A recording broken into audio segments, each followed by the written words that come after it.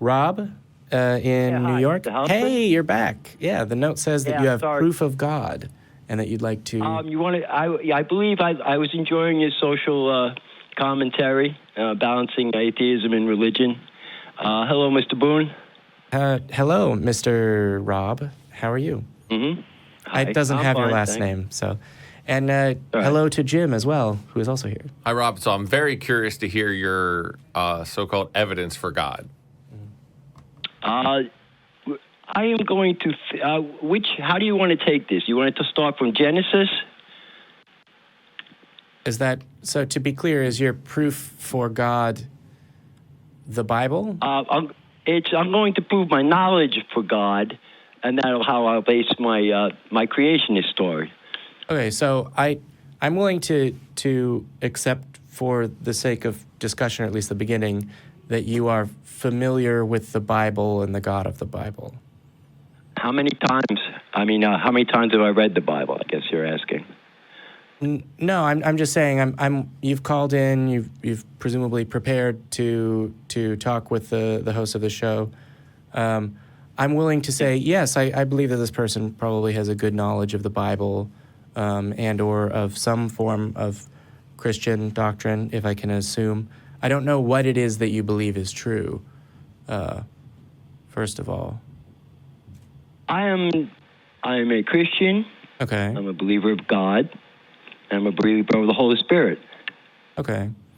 In the Protestant tradition of the United States, or? On my own journey in life.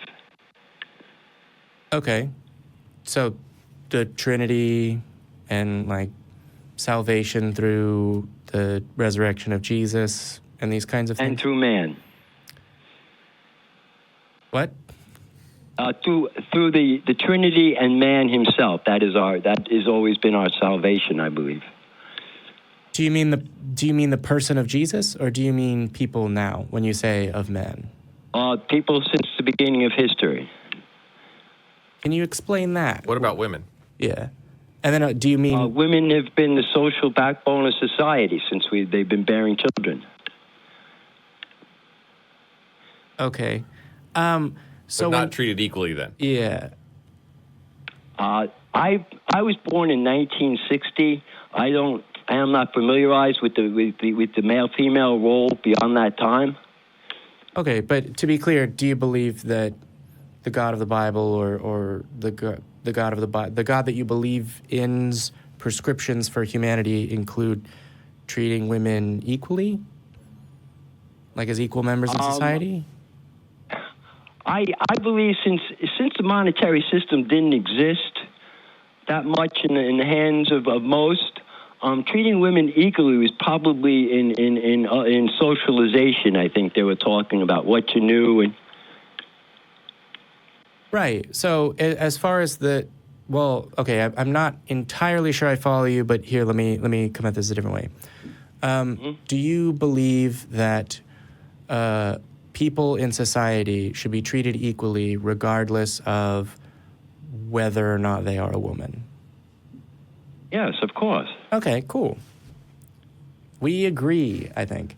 I'll do my best not to speak for you, Jim, but I'm pretty sure that... I'll agree with that statement. All right. I was a little bit nervous there for a second. No.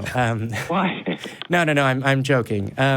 So do you have any evidence beyond quoting the Bible as evidence? I mean, the Bible is not evidence for God. So beyond the Bible, we're familiar with what it says. We're familiar with the creation story. Beyond using the Bible as a quote, do you have evidence? That's what I am curious to hear, and I'm sure some of the listeners are too. The historic evidence is always present in the books, but the evidence I use as historical, I will use as my belief in the future. So, just to be clear, the evidence that you're using to demonstrate that the God of the Bible is true is in part the Bible, in part historical documents, and in part what you believe about the future? Yes, they tie into one, and that is the predictions of the Bible. When you say evidence... not Moses, yeah. Wait, when you say... Predictions of the future. Yeah, when you say evidence, is this seems like something that I would a basis upon which there is nothing I would believe or conclude. Certainly not anything supernatural. I didn't want to go into the past. Okay. Well, so do you? Here. Well, let me see if I can sort of get to the meat of the issue. If you'll follow me here, Rob. Yeah. Good. I think I know the answers to some of these questions, but I don't want to mischaracterize what it is that you believe. So, walk with me. Do you believe that a God exists? Yes, quite frankly, I believe in a heaven that is a universe unto itself that we do not live in. Okay. Do you believe that God interacts with reality as we can perceive it, like miracles? On a regular basis. Okay. Is there a way can you give an example of one of those interactions? The part of your conscience that when you're thinking you're going to do something you shouldn't do, that kind of taps you on the shoulder. Okay, so human thoughts. Okay, are there other examples that you would give that you would characterize as God interacting with reality? See, from what I understand, since the Old Testament, God, who is defender, now the Son, 2,000 years later, his role in the kingdom is different. It's a role of the word and not of the sword. Do you understand the difference? Yeah. So So the answer is no. Okay. So. Okay. Yeah. No. It's good. It's complete answer. I'm gonna be the last person to call you out for lengthy answers, because I give them oftentimes. But you've said that you believe in the God of the Bible, and that your reason for believing in this God is, I think you said historical documents, the Bible, and then also beliefs about the future. Well, the historical documents, you can relate them to the Bible, of course, and that is the Trail of Israel and Christianity. The other historical documents are true history. Okay. So those are the historical documents that you're looking at. So to be clear, if you were to learn, for example, that there was historical evidence that demonstrated that the Jewish people were never slaves in Egypt, would that shift what you believe about that story in the Bible? Historically, what I understand, since I predicted that the pyramids were the original Garden of Eden structures left, I think they were just basically slaves taking care of cleaning and not lifting tons of boulders. That don't seem possible. Okay, so you believe that the pyramids in Egypt are the original Garden of Eden structures? Yes, I believe they are. Why? Why did he leave them? No. Why did God not destroy them? Why? Yeah. What led you to the conclusion that the pyramid structures are leftovers from the Garden of Eden? Well, since God had to destroy everything, he also had to leave places for people to go, so he left the pyramids. When you say destroy everything, do you mean the flood? At the time they were in civilization, I would say when man lost his ability to communicate. And the Tower of Babel. He took out, like, just say, the great tree. Everybody talks about the great trees nowadays being petrified. And I'd made a little talk about when somebody walked into a room and smashed a plant next to other plants, they recorded a change in the moisture temperature. Rob, can I ask you a question? Yeah. If everything that you said, and you learned that everything in the Bible wasn't true or historic, would you still believe all these things?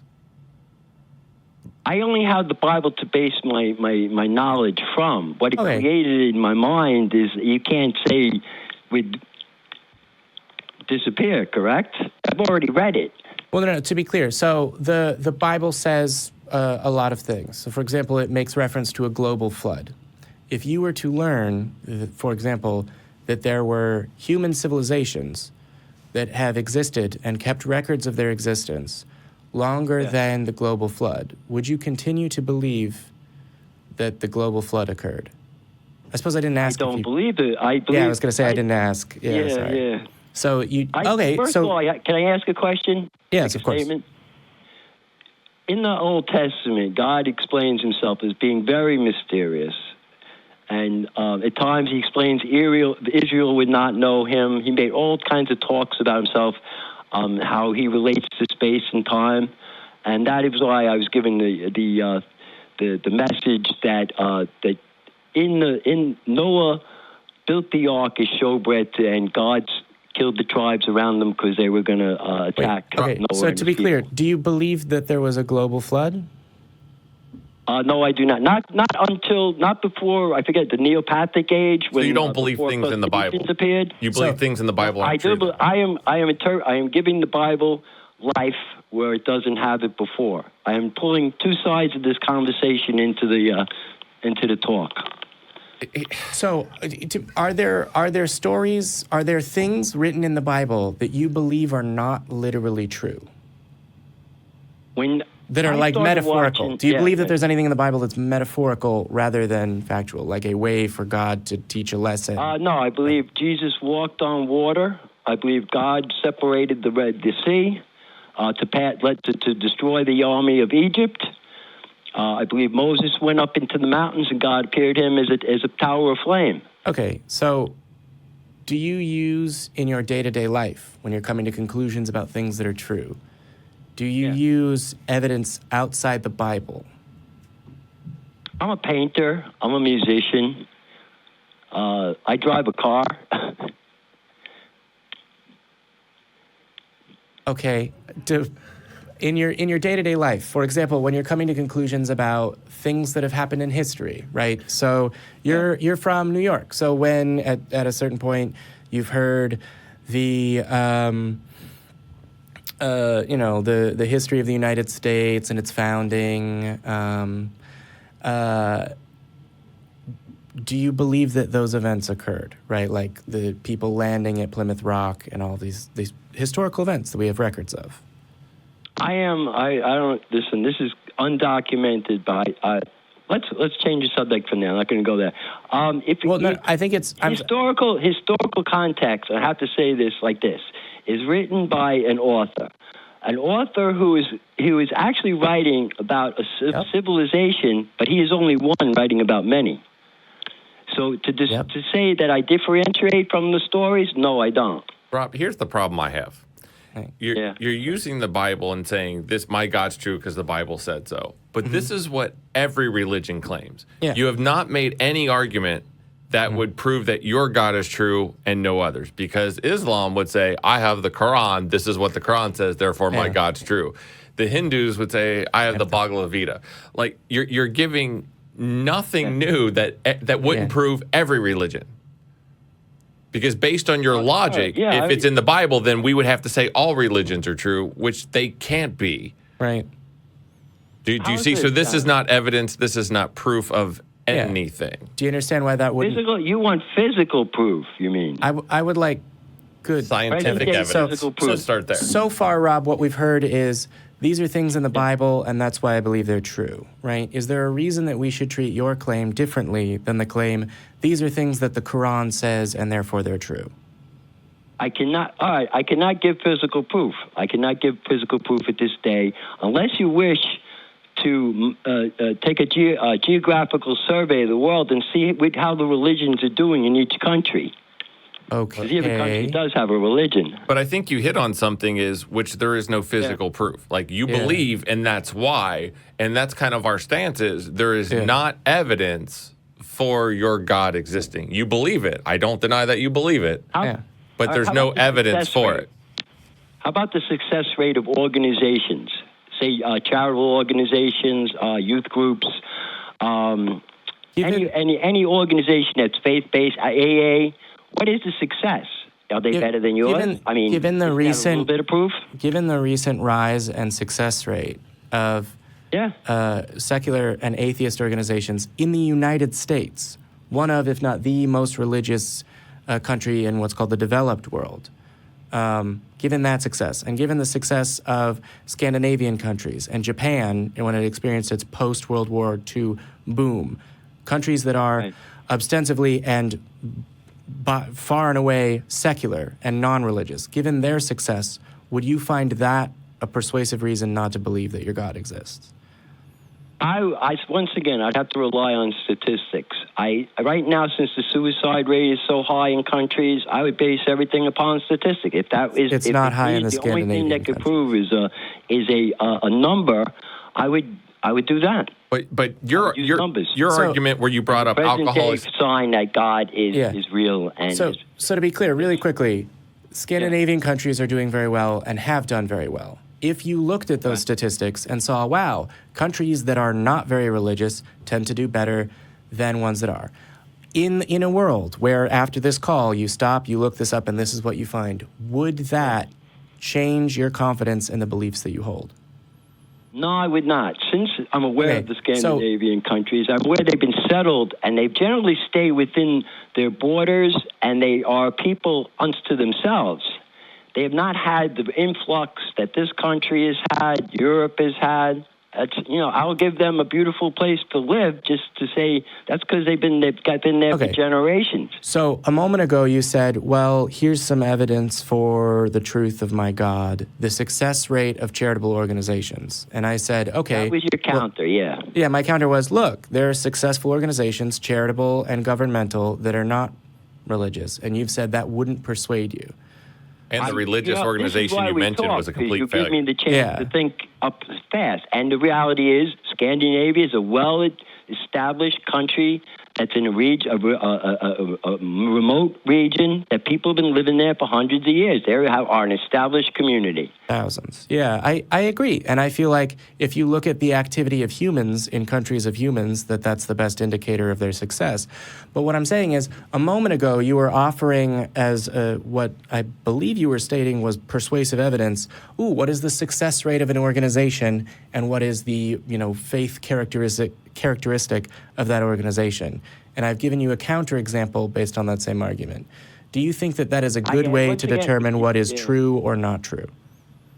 I would still base the numbers. And once again, I'd have to know how many people are Catholics, Protestants, Israelites, Muslims in those Scandinavian countries to see how well it's doing. To say it's totally secular, I don't know. Okay, so if you were to discover that it were, right? So right now you have a level of confidence in what you believe. And we've asked you for evidence, and you're offering evidence. Yeah. If you come to a conclusion based on evidence, and you re-examine that evidence, and you find that it doesn't support your conclusion, in general, is that something that leads you to change your mind?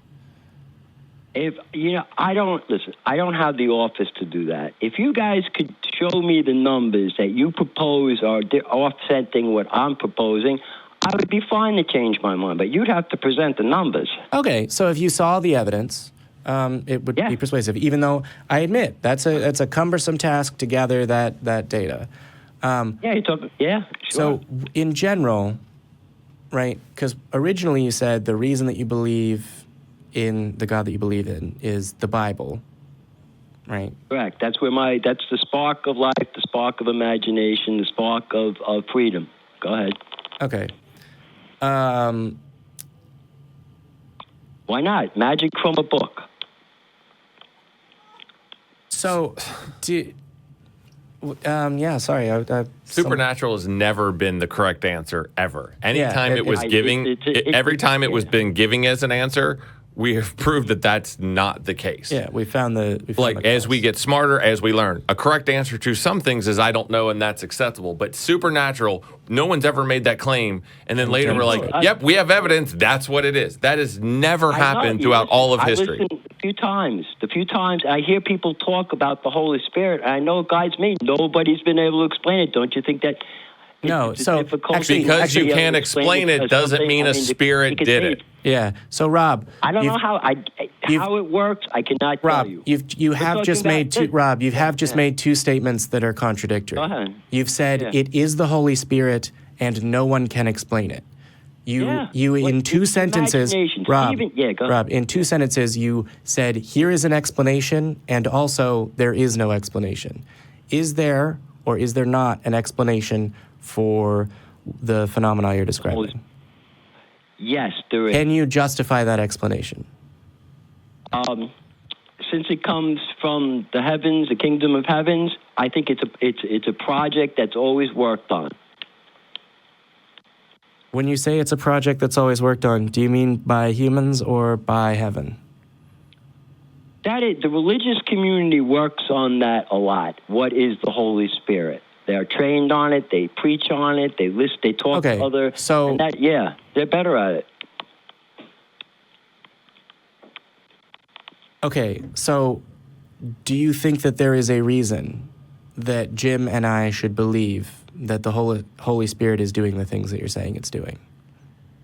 I think there's a reason that you're here and the job you're doing and trying to help people in your manner. But Rob, you're using words like I think and I believe. Yeah. And there's never any evidence. Yeah. You have through this whole conversation have made a bunch of claims and moved the target a number of times, but you have never, and according to your own words, given any evidence for any of the claims you made. And actually the majority of what you said is a quick Google search to disprove all of it. Yeah.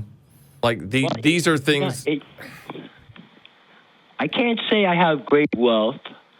I say I'm a very talented musician. So, Rob, it seems like right now you're not responding to what Jim just said. So if it's a present circumstance, I would say yes. My life is a good life to live, just on those grounds.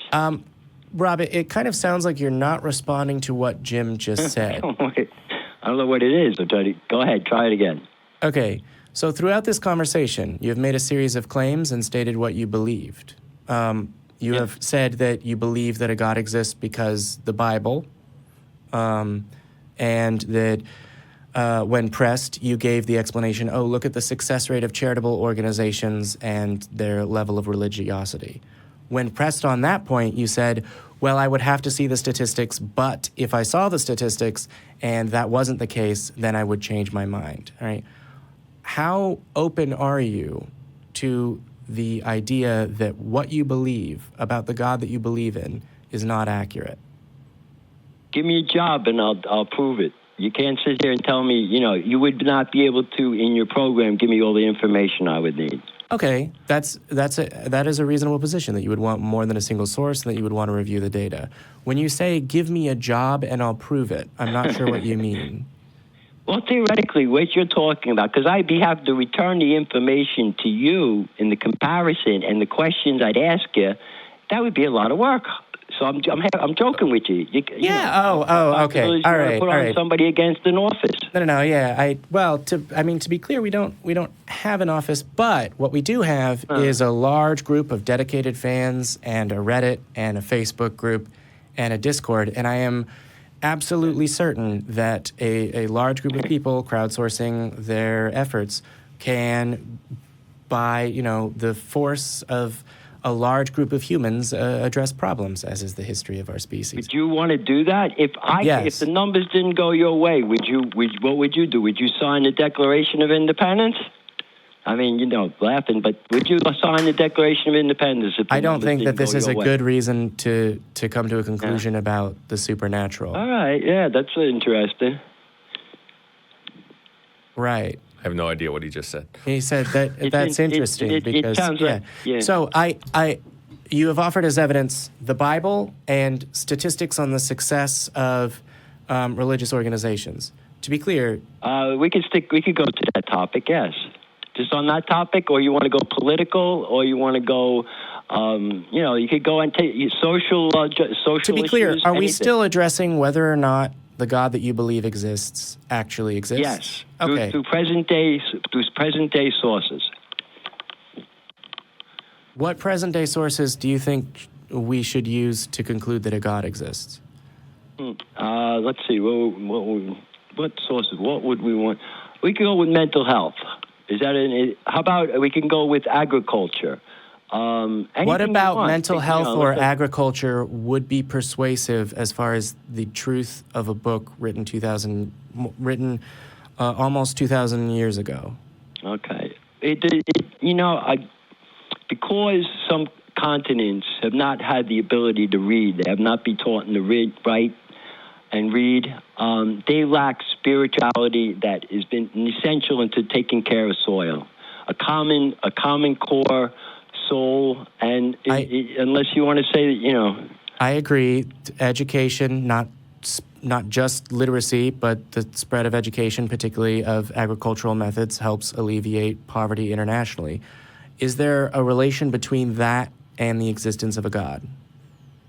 I have to say, because religion in Africa is so small, and they're always trying to say Bibles over there, the government doesn't use them, that you're going to have a mixed problem, because the spirituality is from one thing to another, to a different thing, to one warlord. The spirituality is not there because there's a void in that country. Yeah, but before I address that point specifically, are you willing to engage with our community online and find the answers to some of these questions? Yes, sure. Okay, Mr. cool. Hilton. I would just like to address the point of religiosity in Africa. Africa is incredibly religious, and many of the governments in Africa are incredibly religious. The Lord's Resistance Army continues to be active in Uganda, and the word Lord in that title is not aesthetic. Excuse me, say that again? There are very, very religious people in Africa. There are a lot of very, very religious people in Africa. And the majority of them are Christian and Islam. Yeah, they have a common religion, or is it widespread? It's Christianity. Christianity and Islam are by far the largest religions in Africa. It's actually a place where Christianity is practiced on, I believe, the most fundamental level, right? This is in various places, witches, people are burned and children abandoned in the street because the Bible commands that you shall not suffer a witch to live. I don't understand why that verse is being used or why it's being preached. Because they believe it's true and a commandment from God. Because it's written in your book. I don't think that necessarily you believe that part of the Bible is an instruction from God. I don't. But we're going into a continent that didn't even understand what AIDS was, because they could not understand. They did not have the education to discernment. Yeah, but when large groups of people do not have access to information, they don't know what that information is a statement that I can conclude about any region of the world. There there's some crazy, people have mental health problems to the point nowadays that they're killing other people. And it's being blamed on religion. What? That's always been the case. And to say it's all religion that the mind crumples and the soul is lost, no. I would say if someone made that statement, they would be making a statement that is not supported. Rob, right? here's the other issue I have.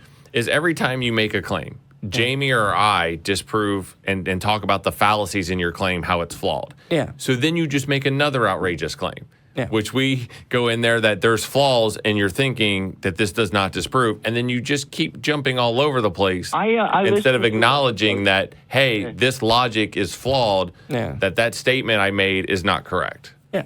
And then we have two things. First, I don't really understand how South Africa could have a lot of reading material, because I hear preachers trying to raise Bibles all the time.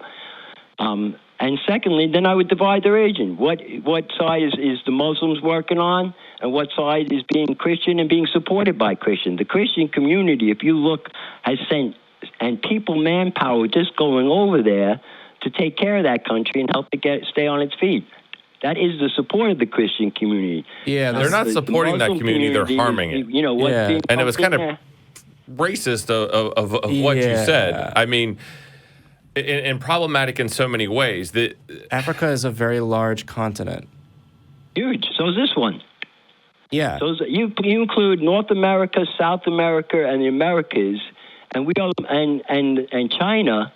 Africa is a large country that hasn't been able to develop beyond its needs. Development on the continent of Africa has been, relatively diverse, divided amongst the various countries on it, right? There's certainly a difference between sub-Saharan Africa and northern Africa. You could point to the fact that there isn't an abundance of beasts of burden that are easily domesticated there in the same way that there was in China and in Russia and in Europe and in the Americas.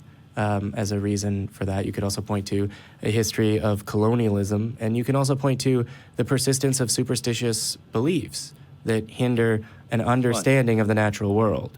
So, Rob, are you claiming that Africa Was that would be better if it was existing- more was that religious? existing Is that your superstition claim? Beliefs? Sorry? The